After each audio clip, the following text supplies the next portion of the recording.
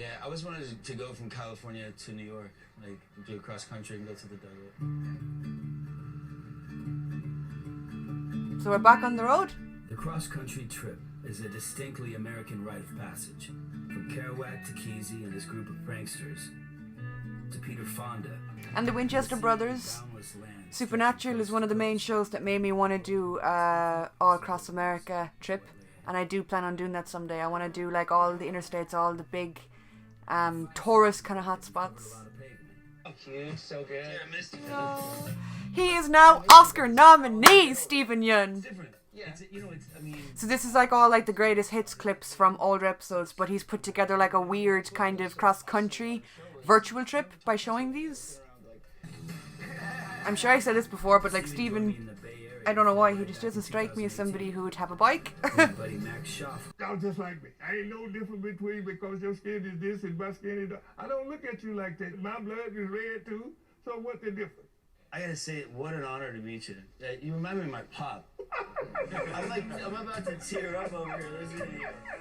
Toby Gene Livingston united people through his love of motorcycles, and by bringing different neighborhoods together, his club forged alliances in the Oakland community. I'm glad you guys came by and asked a bunch of doggone questions. Unfortunately, Toby passed on in 2020, but it was a real privilege to meet the man. Hello. So hi, I'm Norman. Liza. Nice to meet you. Hi. Did you say I'm so high? Hey, Imogen. Nice to meet you. I wouldn't be surprised. These are some nice little rides you got. We teach people how to ride, help them buy their gear, teach them what are the cool movies to watch, expose them to the entire culture.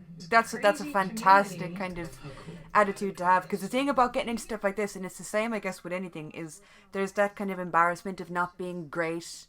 You know, when you're starting out in a new hobby or a new thing that you want to try, you know nothing, you're a beginner. So like that, to have people show you the ropes, it's a really good idea. Let's get to one of our topics. What's the best bike for the zombie apocalypse? Because anything that makes noise attracts zombies. Yeah. Right? So a bike is like, a lot of flack for having that. You're the Pied Piper of the apocalypse, but we overlook it because it's part of your plot armor, and we love you. Today, almost a quarter of all riders are female, and their numbers are growing every single year. Wow, look how pretty this is. I know. Morning! All the colors on the mountainside look so pretty. All the colours, all the 4 shades of yellow and beige on the mountainside. Beautiful! I've always been intrigued by the desert. Everything's spiky. It's why when I got the chance to... I've always been intrigued by the desert too, but I've never actually been. I live in Ireland, everything's green, rainy and wet. Someday, I'll get to fuck off somewhere like this. It's almost like an instrument. I like this. I mean, the guy literally has a cactus tattoo. Just 2 dudes poking a cactus out in the middle of the desert. Right. Are you good? This is so Terminator. You okay? Yeah, I don't remember this episode. Back and forth. You can see that it moves inside your goggle. This is crazy. Whoa! That 100-meter target. There you go. He's got mad shaky hands. He's trying to take aim and his fucking hands are going all over the place. Sean and I hit New Waverly to get a taste of the old Wild West. Then I waded into the swamps of Breaux Bridge, Louisiana with metal god Brent Hines. Dude, you know how many interviews I've done on Walking Dead when they're like, in a zombie apocalypse, what would be your weapon of choice? And I go, Sean Patrick Flannery. I know I said this before as well. I wonder, like, how do they keep their cool?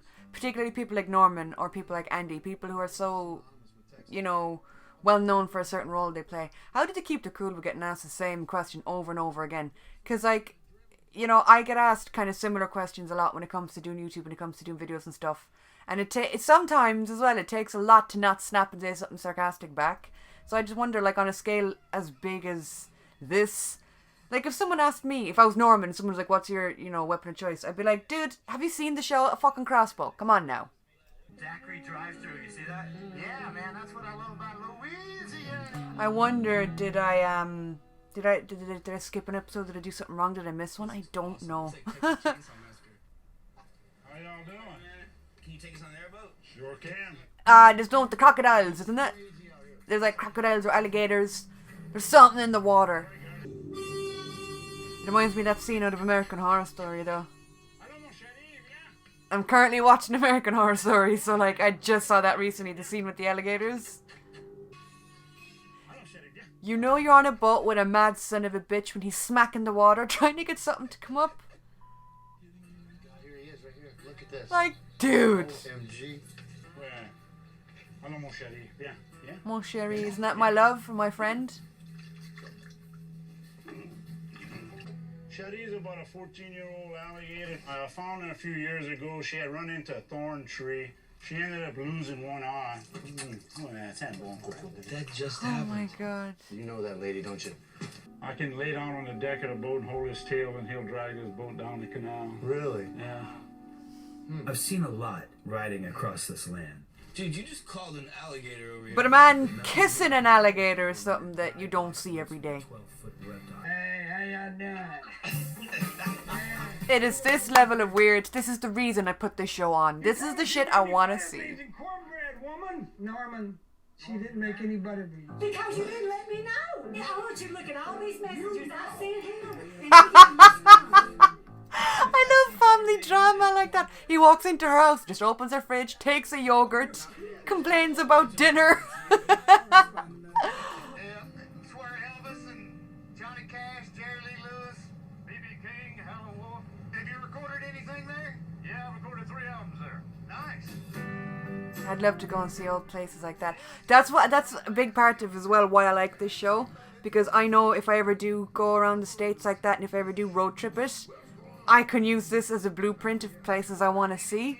It's kind of like a virtual road trip. I know that's what this episode is, but I mean, like, if you go back to the episodes, there's so much cool shit to see in so many cool little hidden places. I just want to travel, man. This last year I feel like a caged alligator. One of the owners wasn't real progressive thinking and would never let my dad engineer his records. Finally, my dad sold enough records and bought the guy out. Really? Wow. Yeah. Don't let the door hit you in the ass. Yeah. This is pretty cool. Man, stories like that are just everything. I've never seen that before. Wu-Tang and Bruno Mars. The Beatles had actually signed the walls of the back. And sometime in the 80s, my dad was getting the place painted. And this little old man with a No! Oh, no. It's crazy because it's been so long since I've seen half these episodes that I don't remember much of this shit, so it's like I'm kind of seeing it for the first time in a way. New generation. I have a terrible memory anyway. I'm like a goldfish, you know, one go around and then it's just gone. I've lost it, I've forgotten. And I'm from the south, but you won't hear hate coming from my Music is a part of who we are as Americans. Inspired by the traditions of the past. My great-grandfather was in the state legislature on Reconstruct. South Carolina? Yeah. Wow. Aren't you proud? You know, yeah. It's this weird thing where I felt connected to something very large. Yeah, absolutely. And this idea of, like, being enslaved and then being emancipated, and how some people were able, like your family, to hear like a starter pistol. But your ancestor was able to go from being enslaved to making the laws. Right. That's amazing. We found handwritten drafts in the attic in the building. Fuck. That's really crazy to think of. It is. It is. So I'm glad to see it another day. Glad to see you here today. Hope to see you soon. There you go. I got my speaker. I got it. Ladies and gentlemen, you heard it here first. The white guy picked up Gullah, the black guy's still trying to put him. It don't matter whether you got long hair or tattoos. It don't matter. You know what I mean? How you dress. How many of y'all been judged because of the way you look? Absolutely. How many of y'all judged the guy in a suit and tie? Now be honest. Over 5 seasons of Ride, I found that the real beauty of America lies in the sum of its Damn, it's been 5 seasons already? the diversity and complexity you see when you travel from end to end. And nowhere is that more apparent than at home in New York. The whole world contained within Dude, one I city. miss New York so fucking bad. I have family just outside New York, and I used to spend a lot of time there. I haven't been in like Spend time with my son. 5 or 6 years, and I miss it so bad. Got him, Mingus. Get him. Hustle the hustlers. I don't know. if Fucking you're- hell, that's one tall human. Not to say that you cheated, but you just what do you mean? Incorrect. Days I know we'll have again soon. Because this ride has been a reminder of what actually makes this country great. And that's the thing about New York too. You just never know who you're gonna walk into. Ireland is one of, like, look, I love my country. Like, it's nice, whatever, I suppose. But it is one of the most boring goddamn places in the world. New York just has this vibe and this electricity to it that you just don't know what's gonna happen. You don't know who you're gonna see. It's just so busy, and I love that kind of world. I can't wait to get out and start traveling again, okay? And this show is just making me so flighty. So yeah, you guys, that is it for this week's Ride with Norman. If you want to see more from me, the link to my Patreon is down below, where I do reactions to a whole bunch of shows. We're finishing up WandaVision over there, but I'll be starting, is it The Falcon and the Winter Soldier? Is that what it's called? That's going to be starting up soon. I do reactions to The 100, Doctor Who, Sabrina, Daredevil, The Punisher. I'm coming to the end of all the Star Wars movies too. We're nearly finished that franchise, and I'll be starting up another one. But there's movies going on over there, and yeah, the link is down below if you're interested in seeing that. The link to my Twitter and my Instagram is also below if you want to check them out. Whoa, I just clicked my finger and that just shot a little thing up through my arm. So thank you guys for watching, and I'll talk to you all soon.